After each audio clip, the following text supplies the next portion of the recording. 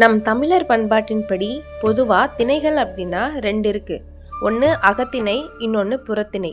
அதில் அகத்திணையில் அன்பின் ஐந்திணை, அதாவது குறிஞ்சி, முல்லை, மருதம், நெய்தல், பாலை அப்படின்னு நம் தமிழர்கள் வாழ்கிற நிலத்தை அஞ்சாக பிரித்து அந்தந்த திணைக்கு உண்டான திணை ஒழுக்கத்தோடு வாழ்ந்தாங்க.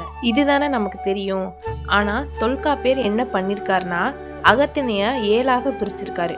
குறிஞ்சி, முல்லை, மருதம், நெய்தல், பாலை, கைக்கிளை, பெருந்திணை. இதில் கைக்கிளை பெருந்திணை அப்படிங்கிறது அன்பின் ஐந்திணை மாதிரி முறையான காதலாக அமையலை. அதனால் தொல்காப்பியர் அகத்திணைக்குரிய திணை 5ஆகவும் மீதி இருக்கிற இந்த 2ஐயும் ஒரு ஓரமாகவும் ஒதுக்கி வச்சுட்டாரு.